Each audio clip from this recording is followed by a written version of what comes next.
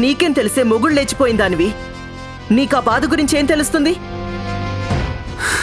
ఏంటో మేడం, మీరు మరీ అంత సెంటిమెంటల్ గా ఫీల్ అవుతూ ఉంటే నాకు చూడ్డానికి చాలా ఇబ్బందిగా ఉంది. నిజం చెప్పమంటారా? ఏంటి? వాంతొచ్చేలా ఉంది మేడం. దయచేసి మీరు ఇలాంటి ఏడుపు ఎక్స్ప్రెషన్స్ ఇవ్వకండి మేడం. ఒసేయ్, ఎంత విలన్ అయినా నాకు కూడా ఒక మనసు అనేది ఉంటుంది. నేను భరత్ని ప్రేమించానే.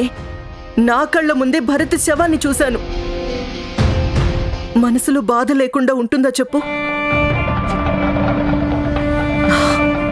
సరే, నా విషయం వదిలే, నీ సంగతే చెప్పు.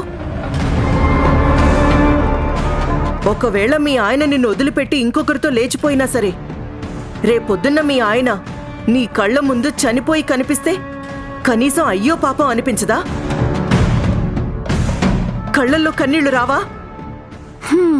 నాదేముంది మేడం, నాది కామెడీకి ఎక్కువ, క్యారెక్టర్కి తక్కువ. నా గురించి ఎందుకు చెప్పండి, కానీ మీరలా కాదు కదా.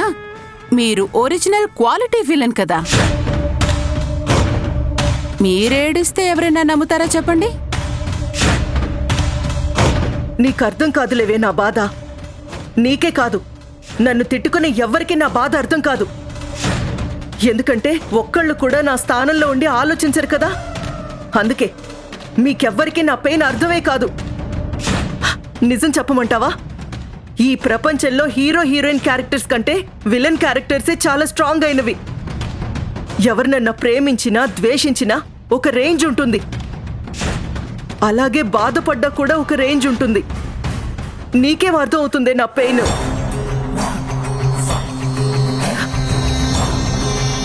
నా కళ్ళ ముందు రక్తపు ముద్దలా అయిపోయాడు భరత్. భరత్ని ఎంత పిచ్చిగా ప్రేమించానో నీకు తెలీదా? భరత్ కోసం ఏ పని చేయడానికైనా నేను సిద్ధపడ్డాను. చూసిన వాళ్ళందరూ నీకేం మాయరోగమే, పెళ్ళైన వాడిని పెళ్లి చేసుకుంటానని అలా వెంట పడుతున్నావేంటి? నీకు వేరే మగాడు దొరకలేదా? నువ్వు అసలు ఆడదానివేనా? చెప్పుతో కొడతా, అలా చేస్తా ఇలా చేస్తా అని నోటికొచ్చినట్టల్లా తిట్టుకునేవాళ్ళు. అయినా అవన్నీ భరించాను. ఎవరి కోసం? నేను ప్రేమించిన భరత్ కోసం. ఏ రోజుకైనా భరత్ నా సొంతం అవుతాడు అనుకున్నాను. కానీ నన్ను చీకొట్టి ఇంట్లో నుంచి బయటికి గెంటేశాడు.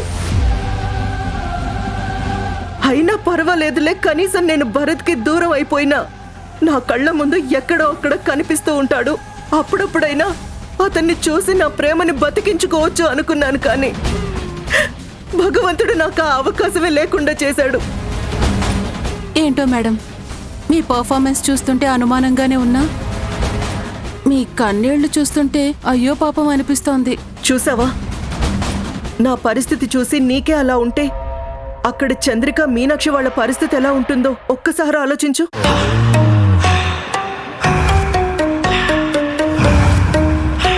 ఇప్పుడు జరిగిన సంఘటన వాళ్ల కళ్ళ ముందే భరత్ అలా కాలిపోయి మాంసం ముద్దలా తయారైపోయాడే. అది చూసి చంద్రిక, మీనాక్షి ఎలా ఫీల్ అయిపోతున్నారో ఏంటో. కనీసం ఇలాంటి టైంలో వాళ్ల పక్కన నిలబడి కాసింత ధైర్యం చెప్పాల్సిన బాధ్యత మన మీద ఉంది. వాళ్ళని అలాగే వదిలేస్తే ఆ బాధలో ఏ సూసైడో చేసుకున్నారే అనుకో, అప్పుడు భరత్ ఆత్మకి శాంతి ఉండదు నీరజ. అందుకే మనం వెళ్ళి కనీసం వాళ్ళని ఓదారుద్దాం. మీనాక్షి గారిని, చంద్రికని కాపాడుకుందాం. రా, వెళ్దాం, రా.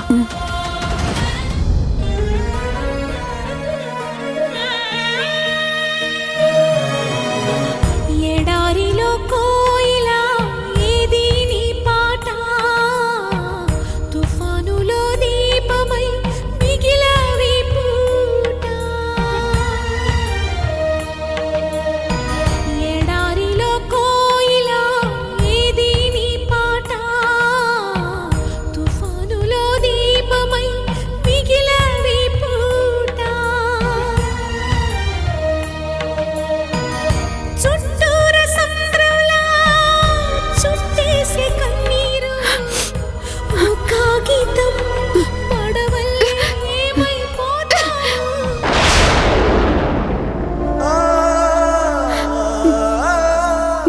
బ్రతికున్నానా అండి? మీరు లేకుండా మీ ఫోటో చూస్తూ నా జీవితం గడపడానికి నన్ను ఇంకా ప్రాణాలతో ఉంచారా? మీరు లేనిదే నేను లేను, మీరు లేకుండా నేను ఉండలేను. నా వల్ల కావట్లేదు. నా కళ్ళ ముందు నవ్వుతూ కనపడే మీరు ఈరోజు ఇదే నవ్వుతోటి ఈ ఫోటోలో దండేసి కనిపిస్తుంటే చూసి తట్టుకునే శక్తి నాకు లేదు.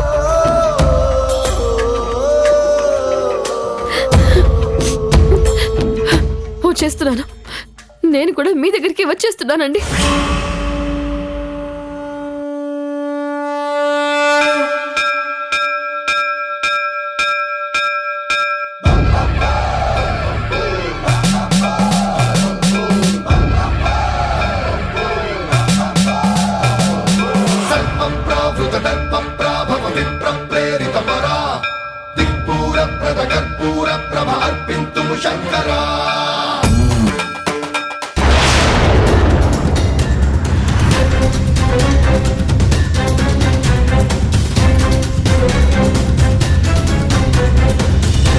చంద్రిక, ఆగు చంద్రిక, ఏం చేస్తున్నావు?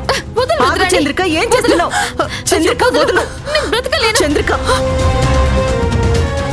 చంద్రిక వదులు. నేను చంద్రిక, బ్రతకలేను. నేను చచ్చిపోవాలి. నా భర్త లేని జీవితం నాకొద్దు. ఆగు చంద్రిక, ఆయన లేని ప్రపంచంలో నేను ఉండలేను. వదలు. చంద్రిక, నన్ను వదలండి. ఆగు చంద్రిక. నేను చావాలి. చంద్రిక, ఆగు. ఏంటిది నువ్వు చేస్తున్న పని చంద్రిక? నీకేమైనా పిచ్చా? చచ్చిపోయి ఏం సాధిస్తాం? ఏమైంది? ఏం జరిగింది? నేను రావడం ఒక్క 2 నిమిషాలు లేట్ అయ్యుంటే తన ఆ కత్తి తీసుకొని చేతిని కోసుకొని సూసైడ్ చేసుకుని ఉండేది.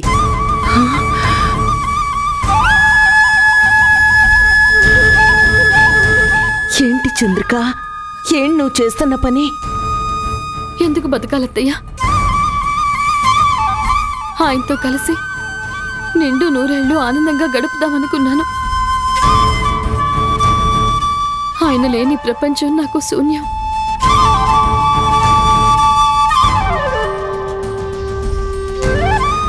నేను బ్రతికి ఏం సాధించాలత్తయ్యా?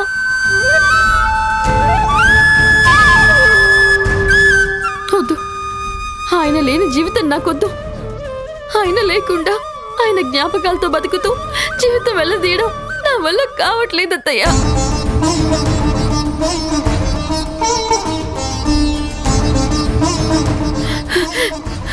పాపని మీరే చూసుకోండి, నేను వెళ్ళిపోతాను. నా భర్త దగ్గరికి వెళ్ళిపోతాను. చంద్రిక, నువ్వు ఎలా మాట్లాడుతున్నావు ఒక్కసారి ప్రశాంతంగా ఉండి ఆలోచించు. భరత్కి నువ్వంటే ఎంత ప్రేమో నీకు తెలీదా? నీకేదన్నా జరిగితే భరత్ ఆత్మ కూడా శాంతించదు. తను ఏ లోకంలో ఉన్నా నీకోసం కుమిలిపోతూ ఉంటాడు. దయచేసి నువ్వు ఇలాంటి నిర్ణయాలు తీసుకోవద్దు చంద్రిక.